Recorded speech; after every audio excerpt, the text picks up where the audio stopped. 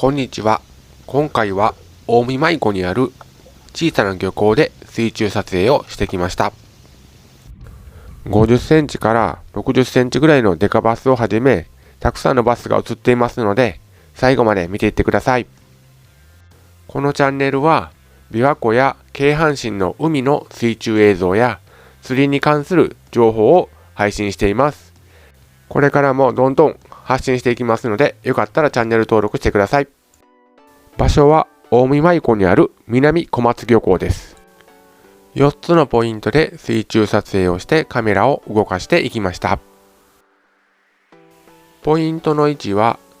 港から琵琶湖に抜ける水路沿いにカメラを入れていきました。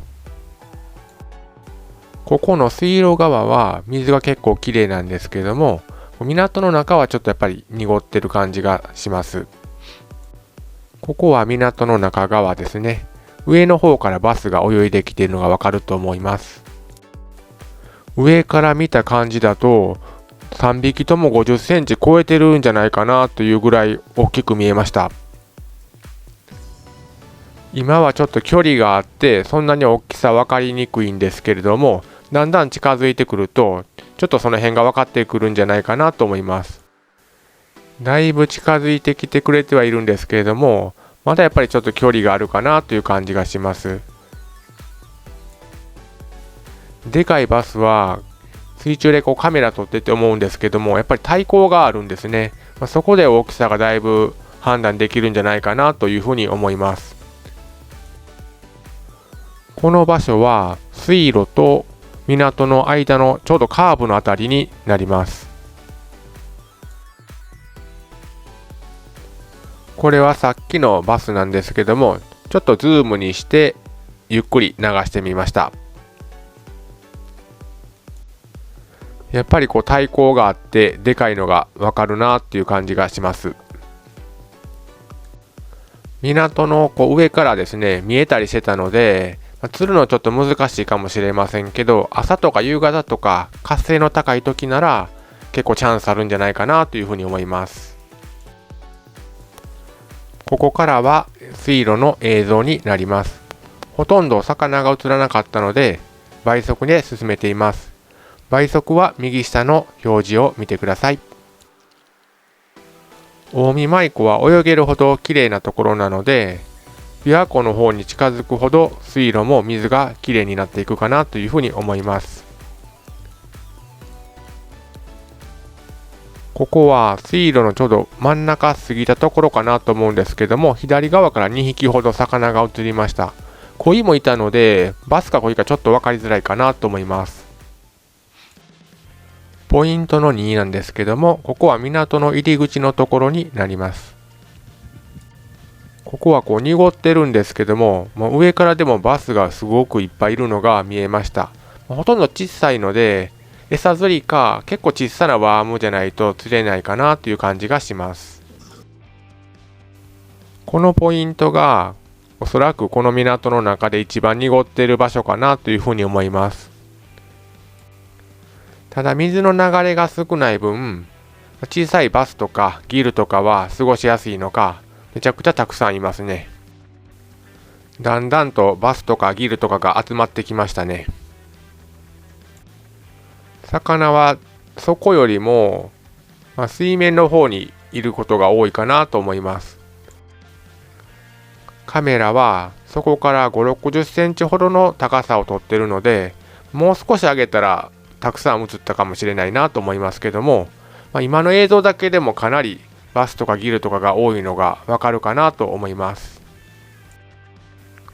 少しカメラを上の方に上げてみたんですけども、やっぱりこうやって見ても明らかにたくさんバスが映ってるのがわかるかなと思います。今左の方から出てきたバスいるんですけど、これもかなり大きいバスでしたね。もう50センチは軽くあるんじゃないかなという感じでした。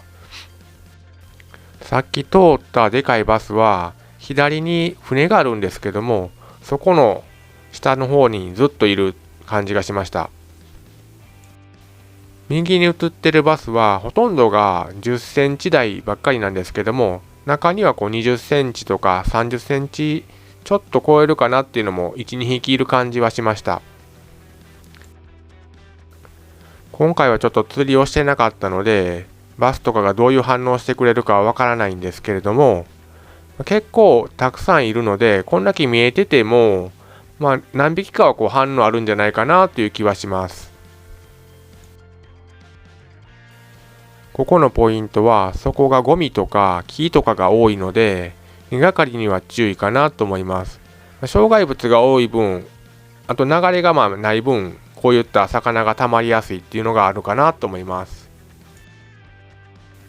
これは去年の12月に撮影した分なんですけども、やっぱりかなりバスとかギルとかが多いですね。もしかしたら去年の方が多いかもしれません。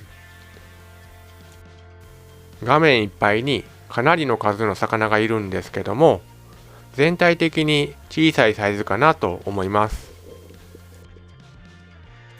先ほどの映像もそうなんですけども、去年の12月にもこれだけたくさんいる場所なので、年中通してもしかしたらここは小さいバスとかギルとかが多いんじゃないかなと思います。ポイント3は内湖につながっている水路の流れ込みから港の方にカメラを進めていきました。今落としたところにバスが通りましたね。ちょっと大きかったですけども逃げていきました。